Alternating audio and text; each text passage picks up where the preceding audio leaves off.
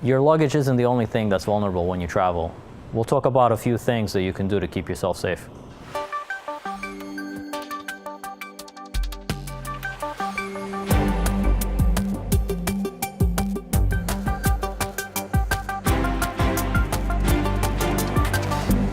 So Stan, I hear you've got a story for us today about a zero-day vulnerability in Microsoft's VBScript? Yeah, I was reading this article on Sleeping Computer, and they basically referenced a vulnerability that's actually been around for a little while. It's probably since April 2018. It's listed under CV 2018-8373. It's a vulnerability in VBScript and how, I guess, VBScript can be used to help run, malware as usual. With any of these vulnerabilities that are out there, that's really what it boils down to. You're running VBScript, you're vulnerable to this, it allows access to your machine or whatever's running it.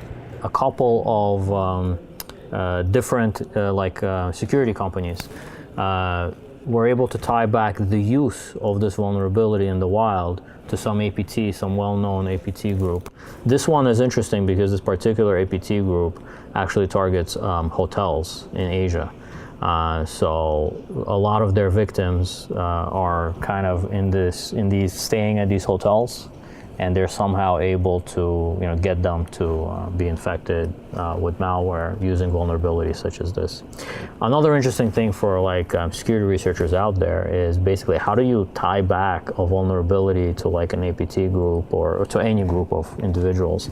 And I think it's interesting here, you only get glimpses of it while reading the article, but one of the things they mention is the use of tactics. The same tactics that were being used in the previous campaign were being used in the most recent campaign. They're looking at code at a very low level, and they're reverse engineering, and they're wow, this routine looks the same way, or it's using the same piece of key, it's using the same kind of key, or it's laid out exactly the same way in memory.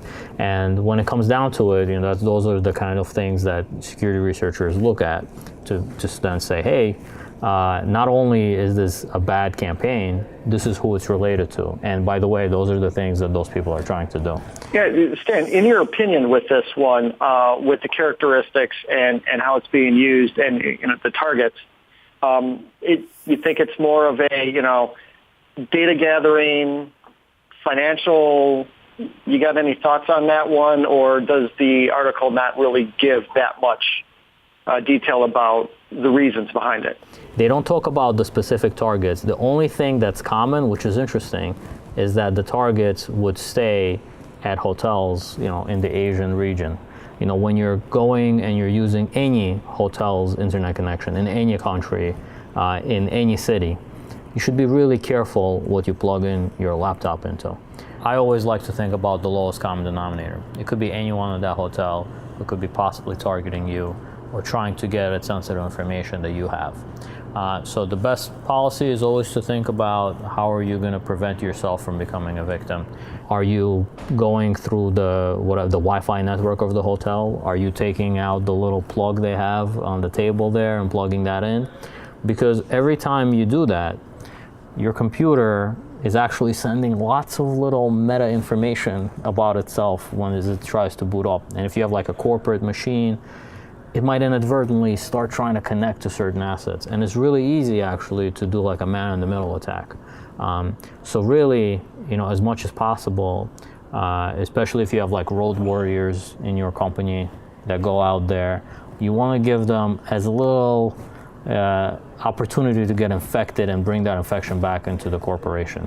We could also probably help that along with, as you said, locking down or hardening those devices. They don't necessarily need Visual Basic, so on and so forth, but also helping these people understand what they should and should not do, more of a behavioral awareness on top of just the computer, just the machines and applications that they're using, but also making sure that they've got a better understanding of what they really should and shouldn't do, especially when they're traveling all across the globe.